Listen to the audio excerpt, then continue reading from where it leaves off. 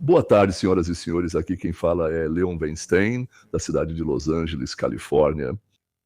Na quinta-feira, o Procurador-Geral da Flórida, em cooperação com o FBI, dezenas de membros de uma organização de tráfico de crianças para pedófilos foram presos. Para tráfico de crianças para pedófilos.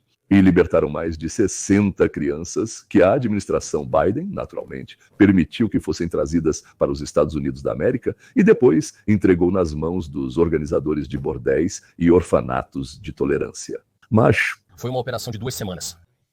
Mas foi uma operação de 2 semanas. Me disseram que esse é o caso de maior sucesso na história dos Estados Unidos da América. Conseguimos salvar 60 crianças, muitas das quais foram vítimas de um terrível tráfico de pessoas. E sabe, outras simplesmente de atrocidades? Muitas delas engravidaram de seus traficantes. Ah, sim. Bem, nós estamos felizes por trazê-las de volta para casa. Nós trabalhamos com o governo federal. Não posso deixar de notar o quanto a administração Trump, o FBI, o Serviço de Marechais dos Estados Unidos da América ajudaram. Eles realmente fizeram uma boa ação. Então, nós as trouxemos de volta e agora vamos ajudá-las a se recuperar. E sabe, eu prometi às pessoas, quando tomei posse, que proteger nossas crianças seria minha principal prioridade. Nós não vamos parar, nós vamos reagir. E se você está envolvido no tráfico de pessoas neste estado, nós vamos pegar você. Isso é só a ponta do iceberg. Os democratas entregaram cerca de 300 mil crianças nas mãos de pedófilos, das quais perderam o rastro e, naturalmente, encontraram apenas 60. Ainda vamos passar muitos anos tentando limpar o pesadelo que os democratas criaram neste país, um verdadeiro pesadelo, simplesmente. Pesadelo. Não vamos tolerar isso e não vamos pedir desculpas por proteger nossos filhos de danos físicos. Esse tráfico de pessoas é perigoso, assim como os parasitas ideológicos. Sabe, aqui no estado nós criamos um currículo escolar. Vamos punir todos que permitem que meninos pequenos entrem nos banheiros femininos, todos que querem pornografia nas salas de aula. Bem. Na Flórida não há lugar para isso, nós vamos ser o estado número 1 em segurança pública. E aqueles que exploraram crianças serão mantidos em um novo lugar. Bem no meio do pântano cheio de jacarés, esse lugar é chamado de Alcatraz dos Crocodilos. Talvez vocês saibam que em São Francisco havia uma famosa prisão cercada pela água, chamada Alcatraz. E esta aqui é cercada por crocodilos. Vários instituições, incluindo o que eu chamo de Alcatraz dos Jacarés. Então, espera. Isso, ok. Espera um segundo. Isso aqui nós temos bem aqui. Sim, é exatamente esse lugar. É o aeródromo médio grande, certo? É um aeródromo antigo, praticamente abandonado. Em algum momento quiseram que esse fosse o maior aeroporto do mundo, mas isso não aconteceu. Por outro lado, lá tem uma pista de decolagem e pouso com 11 mil pés de comprimento, então aviões grandes podem aterrissar. Nós vamos fazer o processamento lá. A Guarda Nacional estará no local. Eles vão ajudar. Nós vamos garantir a eles todas as garantias processuais que, segundo os tribunais, eles precisam. Sabe, no final das contas, embora ninguém se importasse quando a fronteira estava aberta e as pessoas passavam livremente. E nós vamos deter, deportar e expulsar pessoas deste país. Isso é incrível. Então você está no local. Como vai? Espere. Você acabou de dizer que vai abrir em julho. Sim, ele será aberto na primeira semana de julho. Você vai simplesmente colocar tendas ou coberturas lá? Como... Vai ser. Como isso vai funcionar? Na Flórida, nós aprendemos a reagir bem. Você vai acorrentar as pessoas a um jacaré? Não. Vamos ter uma infraestrutura leve, mas muitas, sabe, estruturas de barracas pesadas, estruturas de trailers. Não precisamos construir um monte de tijolos e argamassa. Uau!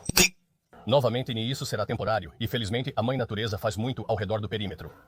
Vamos precisar de alguns complementos, mas na verdade não há onde adicioná-los. Se você foi colocado lá, se você foi mantido lá, então não há entrada nem saída. Está tudo pronto, casas móveis, construções leves para 5 mil camas para criminosos, jacarés ao redor e uma pista de decolagem para transportar direto de lá. É desse Alcatraz que os criminosos são enviados de volta para os países de onde vieram, para longas penas nas prisões de San Salvador e outras na Guatemala. 600 mil imigrantes ilegais. Senhoras e senhores, nos Estados Unidos eles já foram condenados a serem enviados para a prisão. O que isso significa? Isso significa que eles já cometeram um crime nos Estados Unidos. 600 mil pessoas, dentre aqueles que o Biden deixou entrar aqui, 10 milhões, 12, números diferentes, são mencionados o tempo todo. 600 mil já cometeram crimes aqui e foram soltas. Agora temos que capturá-los de novo, não é que eles cometeram crimes em outro lugar, talvez lá também, talvez tenham sido expulsos de lá, trouxeram até nossa fronteira, empurraram de volta para não entrarem aqui e fazem as mesmas coisas que faziam lá. Agora aqui, as pessoas do Biden os recebiam com alegria, ajudavam com prazer, davam tudo o que podiam, incluindo dinheiro, passagens e coisas do tipo, mas não os levavam para lugar nenhum, de jeito nenhum os levavam para fora. Mas depois é necessário garantir o cumprimento do Estado de Direito. Se você está neste país ilegalmente, você não deveria estar aqui, e nós temos a obrigação de apoiar a administração Trump. Vou dar um exemplo. 2 semanas atrás, anunciei a prisão perpétua de um cara que estava aqui com uma permissão de trabalho agrícola. Ele excedeu o prazo de permanência no país e estava aqui ilegalmente. E nós o pegamos cometendo abuso sexual brutal e tráfico de jovens garotas. Uma criança pequena. Quero dizer, é exatamente isso que acontece quando essas pessoas vêm para o nosso país. Na semana passada, no condado de Bay, anunciei esse esquema com carteiras de motorista, no qual pessoas que trabalhavam no departamento de veículos motorizados estavam vendendo identidades falsas. Inclusive, sabe aquelas mesmas carteiras que são exigidas para dirigir um caminhão articulado? Sério? Pessoas que não fazem o treinamento, não passam nos exames, recebem esses documentos, ganham dinheiro com isso, burlando a lei e colocam em risco os moradores da Flórida. Eles colocam em risco os americanos. Então, eu acho que temos um dever. Devemos deter e deportar todos. Sim, vamos focar nos criminosos entre os imigrantes ilegais, mas a lei deve ser a lei. Ou seja, isso é fraude eleitoral direta? Certo, tem. Bem, tem. Vamos lá, vamos trazer. Sabe, milhões de carteiras de motorista ilegais para que estudantes chineses possam votar. E sabemos que estudantes chineses realmente votaram nas eleições. Nós, já tem um cara sendo acusado por isso em Michigan. Então, o esquema realmente funcionou. E depois ainda existe uma fraude eleitoral muito mais agressiva. É simplesmente ir lá e matar o candidato. Agora, uma dessas tentativas de assassinato aconteceu aqui na Flórida. Eu entendo que este é um caso federal e está sendo julgado em um tribunal federal. Você pode contar algo sobre Ryan Routh? O que está acontecendo com esse cara, afinal? Ele meio que trabalhou com a Ucrânia, meio que trabalhou com o Afeganistão, com alguém dos terroristas. Há muitos fatos que levantam ainda mais perguntas. Exatamente, mais perguntas do que respostas. Que diabos essa Quintuocon? Mas, o que eu posso dizer? Nós fomos responsabilizados na Flórida. Enquanto a administração Biden estiver no poder, ela é uma ameaça. Nós não confiávamos no governo federal e não confiávamos que ele faria seu trabalho, por isso queríamos fazer isso na Flórida. E eles impediram nossa investigação, não nos deixaram entrar na cena do crime, não compartilharam os depoimentos das testemunhas, nem os documentos com provas. Mas tudo mudou quando a procuradora-geral Bondi e Keshpotel assumiram o poder. Gostamos de trabalhar com eles. Conseguimos avançar em nossa investigação, agora apoiamos totalmente as ações deles. Não queremos fazer nada que possa antecipar ou atrapalhar o que eles estão fazendo. Mas vamos voltar a lutar pelo cumprimento da lei. Ou seja, os federais, sob o governo Biden, atrapalharam de todas as formas a investigação conduzida pela promotoria da Flórida. A pergunta é, por quê? Por que não deixaram ir ao local do crime? Por que não mostraram os materiais? Por que esconderam dados e depoimentos de algumas testemunhas? Enquanto isso, na outra margem, ou seja, aquela margem é a Flórida, Nova York, Boston e outros lugares, e esta margem é a outra. É lá onde eu moro, sim, numa pequena cidade perto de Los Angeles, vice-prefeita Cíntia Gonçalves, a vice-prefeita. Presidente Cíntia Gonçalves, vice-prefeita da cidade de Cudahy. Desde então, ela removeu um vídeo das redes sociais em que convocava membros de gangues a protegerem seu território contra o Immigration and Customs Enforcement. Talvez seja o primeiro caso na história dos Estados Unidos em que um vice-prefeito de uma cidade convocou gangues locais para lutar contra agentes federais a fim de proteger suas ruas. Quando um líder político convoca grupos criminosos de rua para agir, isso adquire um significado muito mais sinistro e talvez até mesmo criminal. Tudo bem. Neste vídeo, vamos assistir à apresentação de Cíntia Gonçalves, vice-prefeita da cidade de Cudahy, Califórnia. Não é por acaso, mas estou curiosa. Onde estão todos os caras em Los Angeles? Rua 18, Florença, onde? Onde está a liderança da comunidade?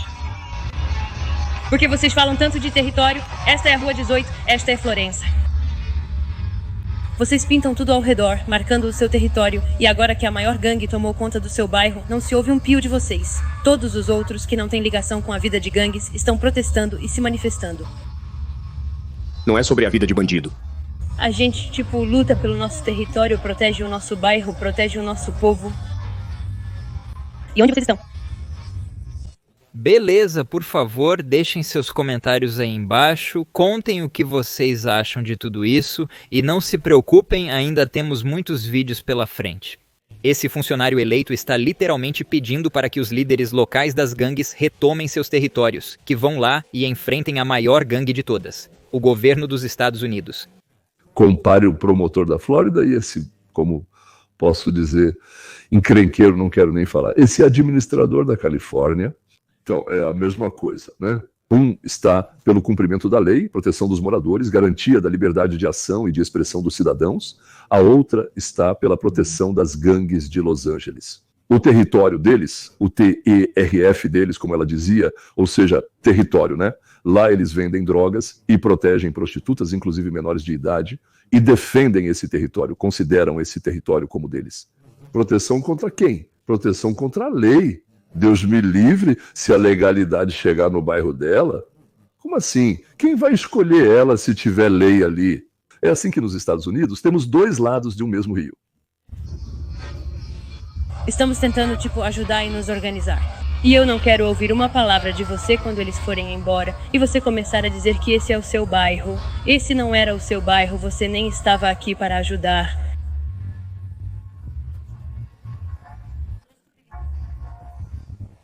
De novo, não sei se já vimos algo assim. Temos um funcionário eleito que posta vídeos na internet tentando fazer um acordo. Ou incitar as gangues locais violentas a irem lutar contra a maior gangue das ruas e recuperar seu território. Sinceramente, nunca vi uma idiota assim. Já vi vários tipos de idiotas, mas desse tipo nunca vi e talvez nunca veja.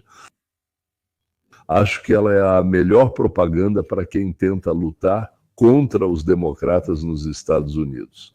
Tem que mostrar ela para todo mundo, em todo lugar. E no final escrever, se você concorda, vote nos democratas. Bem, David e Michelle, as pessoas aqui em Kadak me dizem que estão assustadas. A tensão está muito alta. Então, quando a vice-prefeita envia uma mensagem que não é direcionada aos seus eleitores, nem aos agentes do Immigration and Customs Enforcement, mas sim aos bandidos locais. Aqueles com quem conversamos dizem que isso só piorou a situação. Aliás, inscreva-se neste canal e no Roteiro para a Liberdade. Haverá um link abaixo para o meu presente para vocês, senhoras e senhores. Um livro sobre o qual Rudy Giuliani, Sarah Palin e muitos outros líderes públicos falaram muito positivamente. E a propósito, uma resenha brilhante foi escrita na London Book Review. E um livro gratuito, é uma assinatura gratuita do videocurso Roteiro para a Liberdade. Os e-mails diários começarão a chegar. O livro chegará para você imediatamente e depois, no dia seguinte, começará a chegar o restante. Digamos, vídeos de 10 minutos todos os dias. São vídeos interessantes sobre o mundo no qual gostaríamos de viver, sobre o mundo da regra de ouro do Rav Gilel, que antecipou o Sermão da Montanha de Jesus, exatamente 100 anos antes. Mas vamos voltar ao aqui e agora. Uma mensagem chocante sobre as batidas postada nas redes sociais pela funcionária eleita Cynthia Gonçalves, que ocupa o cargo de vice-prefeita da pequena cidade de Kadak, localizada na parte sudeste do condado de Los Angeles. Essa mensagem não é para o governo federal. Ela é direcionada a uma das gangues de rua mais violentas do sul da Califórnia. Quem a pequena Cynthia chamou para proteger as ruas da nossa cidade? Que cavaleiros de triste figura! Tudo bem, Gangue da Rua 18, caso vocês não saibam, essa é uma das maiores gangues de Los Angeles. Mas eu também quero chamar a atenção para isso, porque muitos não percebem. Eu acredito que esse funcionário eleito não só convocou a gangue da Rua 18 para se opor ao governo dos Estados Unidos da América, mas também os incitou, demonstrou desrespeito. E dizia: "Ei, onde vocês estão? Por que não estão nas ruas? Onde está a sua liderança? Vocês têm medo de estar aqui conosco?" E escutem, com essas gangues não se brinca. E para ser honesto com vocês, isso pode se tornar um problema não só para o governo dos Estados Unidos da América, mas também para as gangues locais. A abadia está tentando reivindicar território onde não tem direito nenhum. Se você não aparece, não tenta ajudar. O vídeo, que tinha mais de 1 minuto de duração, foi removido desde então. A EVR não pode nem confirmar nem negar a investigação sobre as palavras de Gonzalez. Mas o analista jurídico St. Josh Ritter acredita que o apelo do vice-prefeito à ação pode ter ultrapassado o limite da lei. Quando se trata de um líder político que conclama gangues de rua à ação, isso ganha um significado muito mais sinistro e possivelmente até um contexto criminal. Quero dizer, uma coisa é dizer, moradores locais, defendam-se. É algo completamente diferente citar nomes específicos de várias gangues de rua e pedir que elas defendam seu bairro. Até mesmo os democratas começaram a abandonar nossa bela cidade. Veja, uma coisa é convocar o povo para um levante pacífico, algo assim, e outra coisa é chamar mercenários, ainda mais bandidos. Bem, na verdade, quase todos, ou todos são mercenários. Eu acho que todos os mercenários são bandidos.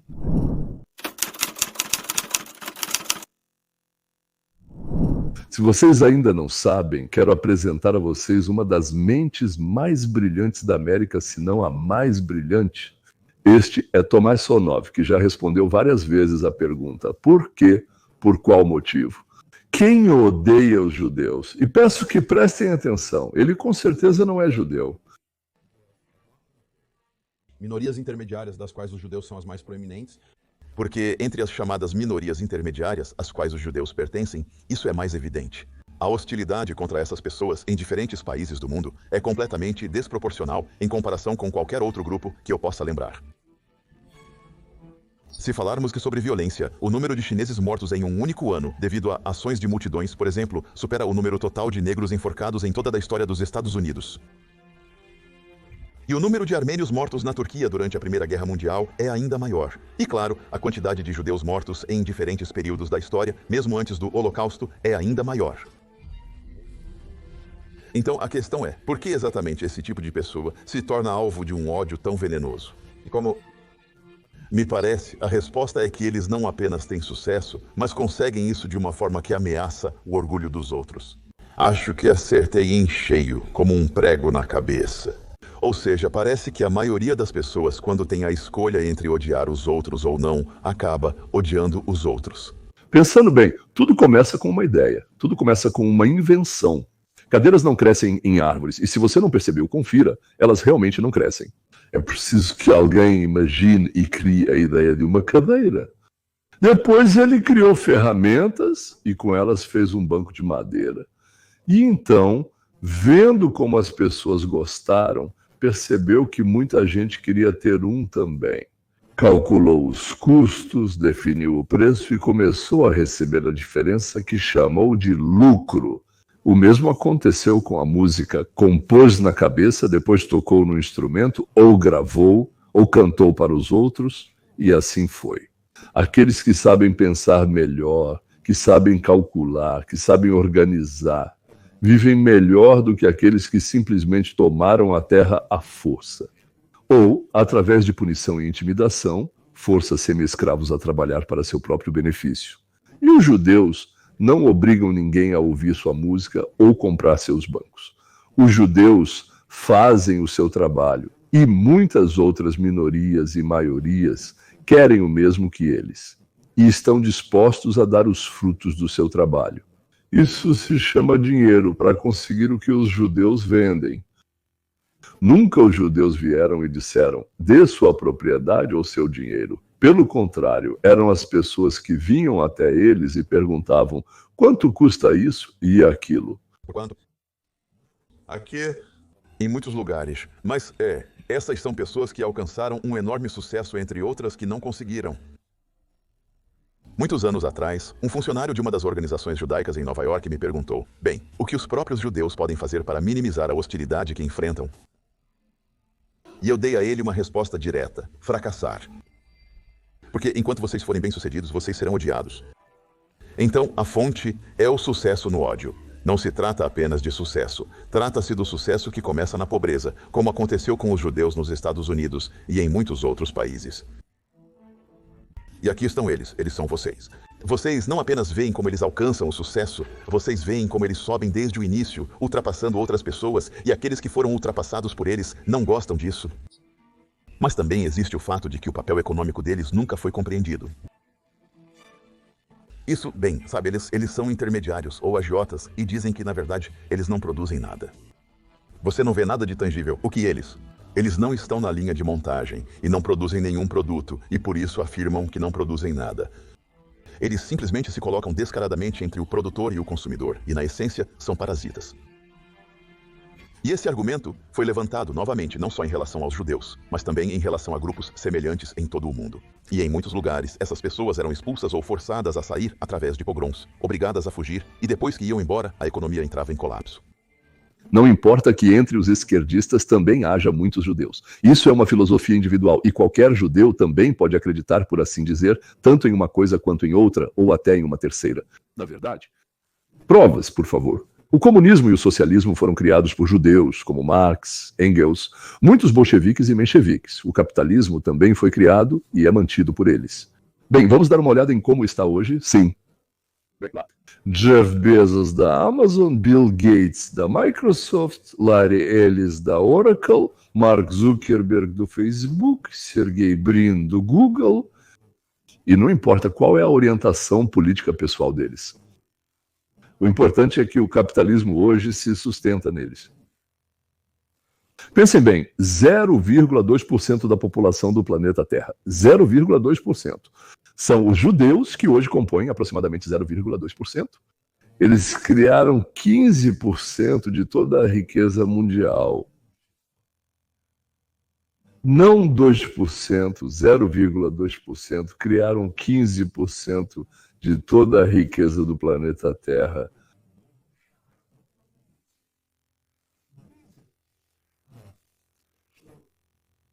Entende que é impossível comparar a contribuição dos judeus, por assim dizer, por pessoa, assim, com os coreanos rosados, franceses, somalis, ugandenses, coitianos, vietnamitas?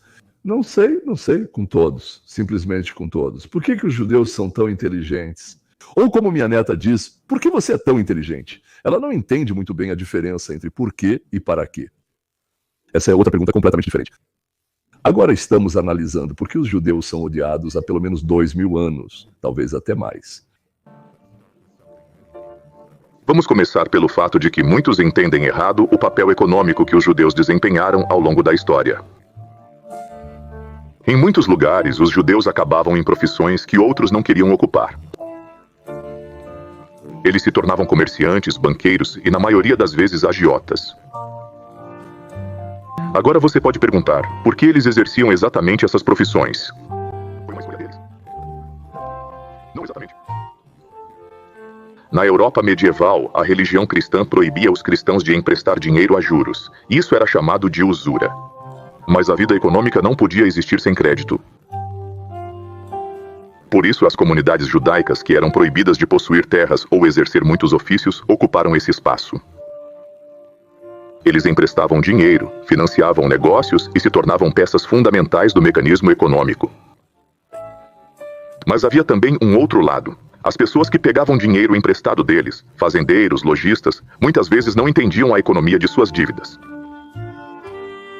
Quando tempos difíceis chegavam e eles não conseguiam pagar a dívida, culpavam o credor. Para eles, o judeu se tornava o rosto de sua infelicidade, a pessoa que lucrava com o sofrimento deles. Essas relações tensas não se limitavam apenas à Europa medieval. O papel dos judeus como intermediários financeiros era encontrado em muitos cantos do mundo, da Polônia à Espanha e ao Oriente Médio. Em qualquer sociedade, o intermediário é ao mesmo tempo necessário e vulnerável.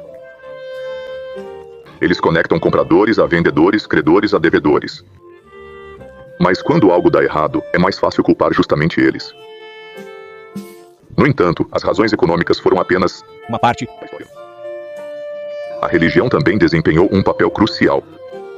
Afinal, o judaísmo foi uma das primeiras religiões monoteístas, e isso tornava os judeus especiais em um mundo dominado pelo politeísmo, e mais tarde pelo cristianismo e pelo islamismo. E a triste verdade é que, quando as pessoas veem outros que vivem de forma diferente, acreditam de forma diferente, isso muitas vezes é seguido por medo e desconfiança. Como evitar a inveja e o ódio? Pare de ser bem-sucedido, comece a ser como todo mundo, um idiota, e vão parar de te odiar. Aliás, você já parou para pensar por que odeiam os Estados Unidos? Nas acusações de profanação de objetos sagrados em conluio com o diabo. Esses mitos levavam a pogroms brutais, expulsões e assassinatos em massa. Comunidades inteiras eram destruídas, por causa de boatos infundados e histeria religiosa. Os judeus tinham que fugir repetidamente de país em país, sempre se adaptando a novas terras, novos idiomas e novas desconfianças. E ainda assim, apesar de tudo isso, os judeus não apenas sobreviveram, eles prosperaram. Onde quer que estivessem, eles construíam negócios, escolas e comunidades. Eles se tornavam médicos, cientistas, comerciantes e artesãos. Eles faziam enormes contribuições para a cultura e a economia dos países em que viviam, mesmo permanecendo como forasteiros. Bem, pense você mesmo, se algum grupo de pessoas consegue sobreviver a séculos de opressão e ainda assim dar ao mundo algumas das maiores mentes na ciência, arte e negócios, talvez valha a pena admirar isso, não é?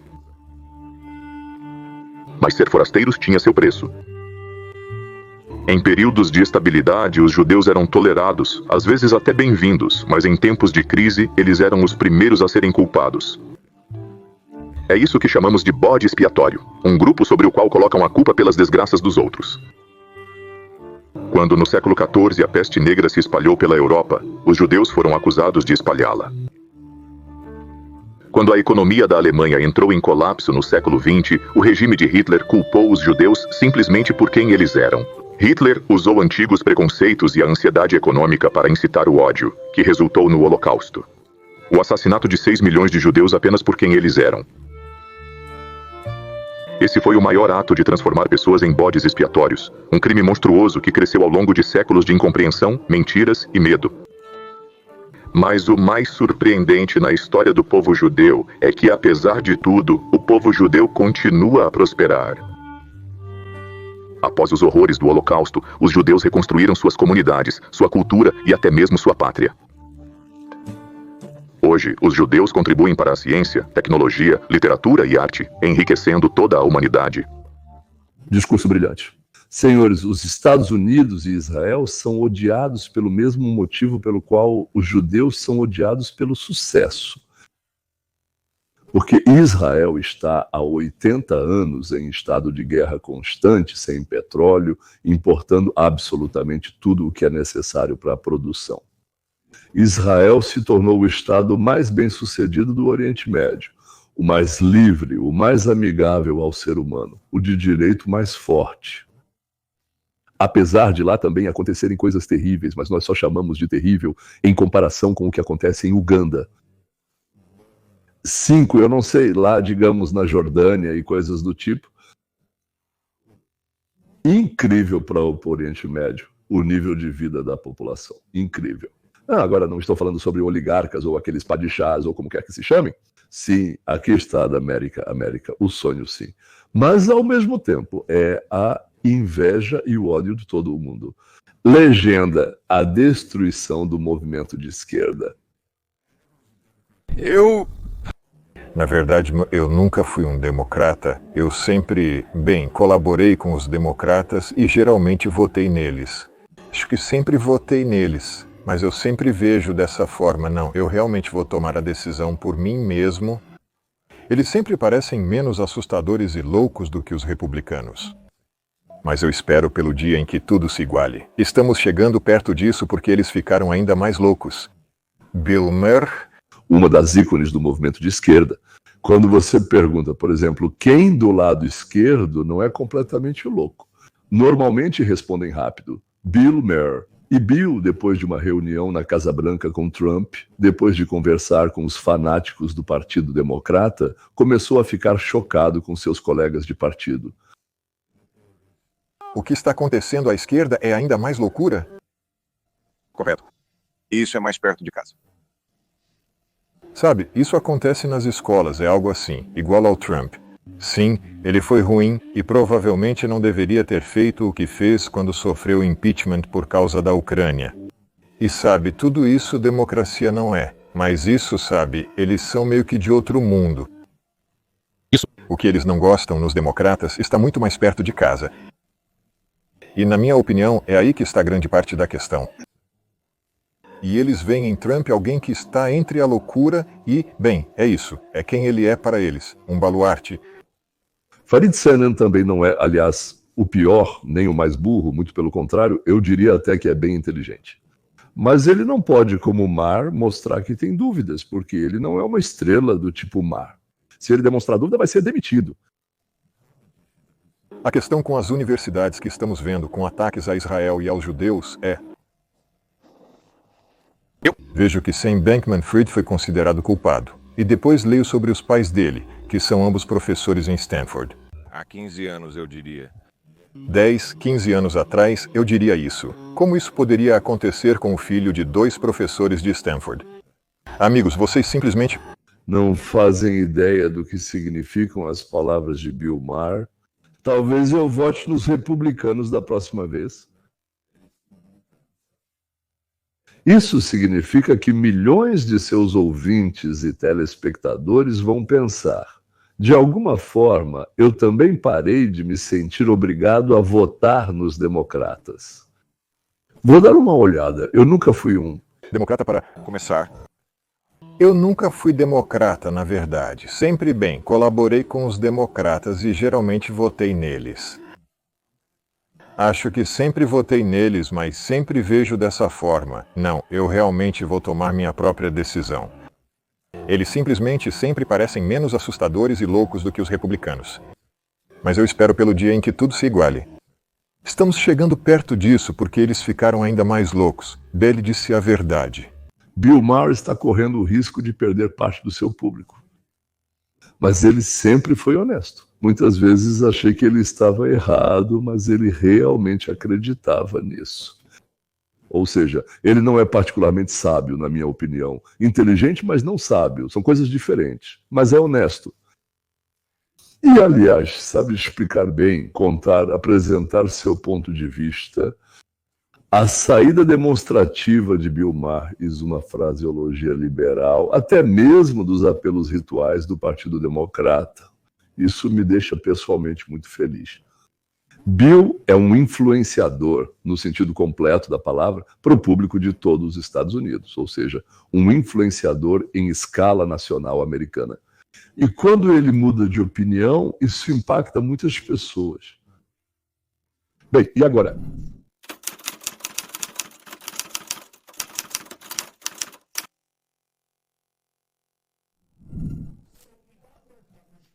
Hoje temos ainda mais material para vocês sobre a guerra civil absurda e cômica, na qual o Partido Democrata está atolado agora. E como eu costumo dizer, isso é, na essência, uma escolha falsa. Porque não importa quem vença, seja a liderança envelhecida e corrupta do partido, ou por outro lado, a ala nova, jovem, progressista, radical, mas também corrupta do Partido Democrata. De qualquer forma, a agenda deles leva à destruição final da América, seja rapidamente, através de iniciativas progressistas, ou lentamente, por meio das políticas neoliberais fracassadas do establishment. De qualquer jeito, eles estão condenados. Mas pelo menos é uma situação bastante engraçada. E obviamente a liderança do Partido Democrata e a classe dos doadores estão literalmente em pânico agora por causa desse socialista inadequado, o Sr. Zaron Mamdani. Apareceu esse comunista sorridente, aparentemente não é um carreirista burro que simplesmente não se importa com o que promete. Afinal, não é dele mesmo, certo? Mas de alguma forma isso vai ter impacto em todo o país, lá em 2026. Ao mesmo tempo, eu entendo, sabe, de certa forma, de onde vem esse pânico dos democratas. Porque se falarmos sobre as eleições intermediárias de 2026 e sobre a possibilidade de que radicais tão inadequados como Zaron possam fazer prévias contra outros democratas em exercício. E, aliás, não necessariamente só em áreas tão profundamente azuis como Nova York, certo? Imagine uma situação catastrófica. Em uma corrida crucial por uma vaga na Câmara dos Deputados, no Senado ou até mesmo para governador, surge um progressista radical maluco que destrói completamente as chances dos democratas em 2026. É daí que vem a fonte do pânico. Muitos líderes e patrocinadores do Partido Democrata entram em pânico por causa de Zohran Mamdani, um socialista democrata de 33 anos que venceu a indicação do partido para ser o próximo prefeito de Nova York. E sabe, isso faz sentido. Vocês deveriam entrar em pânico, porque deixaram esse cara derrotar uma dinastia política influente do seu partido. Tem algo nisso. Sobre a incompetência da liderança do establishment democrata que permite derrotas vergonhosas. Aliás, a taxa de aprovação é de 20%, incluindo sua própria base. Sim, talvez tudo isso realmente faça sentido, mas mesmo assim, por que isso é importante aqui? Bem, como você sabe, os democratas do establishment estão tentando se recuperar das derrotas do partido em 2024. E eles temem que Mamdani possa prejudicar a imagem do partido em nível nacional. Enquanto os jovens progressistas acreditam que a abordagem dele pode se espalhar além de Nova York. Estão impondo a você uma falsa escolha na guerra civil entre os democratas. Ou seja, em certo nível, é verdade que Mamdani claramente não é o melhor símbolo nacional para o Partido Democrata. Tente imaginar isso nos estados do Arizona, Geórgia, Michigan, Wisconsin, Pensilvânia. Não é certo que isso vá funcionar da mesma forma lá. Ao mesmo tempo, é possível prejudicar ainda mais a imagem do Partido Democrata em nível nacional do que eles já prejudicaram? Considerando a taxa de aprovação de 20%... Vamos analisar. O Partido Democrata tem um apoio de 20 e poucos, no máximo 30%. O que significa que parte dos membros do partido deles não apoia os trapaceiros que já foram pegos. Essa é a liderança deles. Eu chamei essa nova tribo assim, esses comunistas que simpatizam com o islamismo. Nós já sentíamos essa reviravolta interessante há muito tempo, mas agora simplesmente um monte deles apareceu um atrás do outro. 3 ou 4 garotas, por algum motivo, estão no Congresso. E agora, por favor, aí está uma candidata a prefeita. Sim, com essas opiniões, elas não têm nem 20% de chance.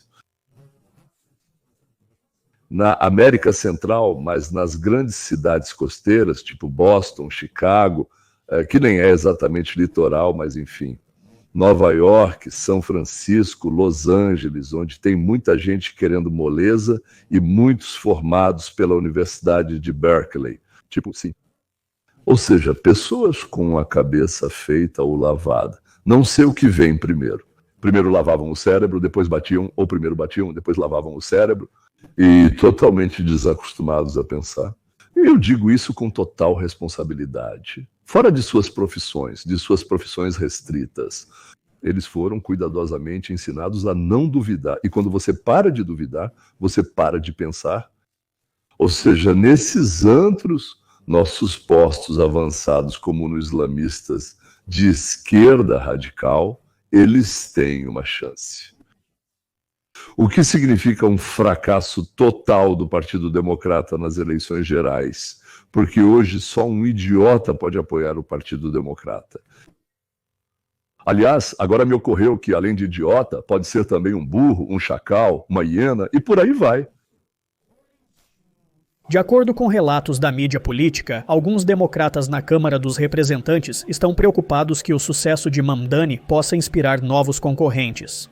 Nas primárias contra os democratas atuais, que veem essas campanhas como um referendo sobre idade e autossatisfação, como eu já disse, isso, em nível nacional, é a verdadeira razão do pânico entre a liderança e os doadores. Esse é o maior risco que Mamdani representa. A questão não é só que Andrew Cuomo não vai vencer, ou que Nova York vai continuar como era antes, mas sim que agora tudo vai ficar ainda pior. A cidade vai se transformar em algo anárquico, caótico, cheio de criminalidade. Em um verdadeiro pesadelo do qual muitos negócios vão sair, e assim por diante, e assim por diante. Mas se olharmos para as eleições intermediárias, se esse Mamdani se tornar basicamente o rosto nacional do Partido Democrata, E isso vai levar ao surgimento de muitas histórias e situações parecidas em 2026. E já existem figuras como David Hawke e outros jovens líderes do partido que estão liderando uma revolução parecida. Então, dá para imaginar uma situação em que, no final das contas, um grupo de fanáticos malucos e inelegíveis acaba tomando conta. Embora, como eu já disse, não tenho certeza se eles são muito piores do que os atuais representantes do establishment. Mas não importa, em geral, isso só vai entregar as eleições intermediárias de 2026 para a MAGA e para o Partido Republicano. Para concluir esse assunto, na liderança do Partido Democrata, quem manda são os senis. São os mesmos ladrões covardes, né, que não estão muito longe do Biden, esses ladrões envergonhados. E ao contrário, por exemplo, do Obama, que não era um ladrão envergonhado. Mas quem tenta substituí-los não são jovens democratas como Kennedy ou até mesmo Roosevelt. Sim, também, aliás, Deus me livre, mas esses aí são comunistas com olhos ardentes e bocas escancaradas. Ou seja, tomar tudo, controlar tudo, prender todos, eliminar, expulsar. E os velhinhos que, na verdade, sempre tiveram dificuldade em abrir mão do poder, mesmo quando eram jovens, eles o tomavam e agora não querem entregar de jeito nenhum. Eles veem com horror como os lobos que eles mesmos criaram. Eles achavam que estavam brincando, achavam que todos entendiam que eles estavam mentindo. Todos entendiam que eles estavam brincando. E acabaram criando esses que rasgam, destroem tudo e todos só para fincar a bandeira da vitória no Reichstag. Mas, ao mesmo tempo, esse mesmo Reichstag, eles pretendem queimar até o chão. Ao mesmo tempo, naturalmente, como já disse muitas vezes, o Partido Democrata deve desaparecer. Bem, todos eles estão em um beco sem saída, eles devem desaparecer, se transformando em um pequeno partido insignificante, tipo os Verdes, sim, por assim dizer, o Partido dos Verdes, é isso.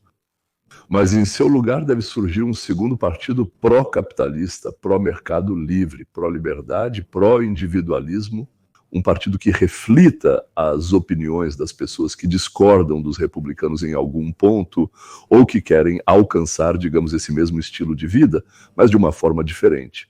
Porque existem várias opções, bom, não tantas, talvez 2, 3, 4, 5. Existem caminhos que podem ser seguidos.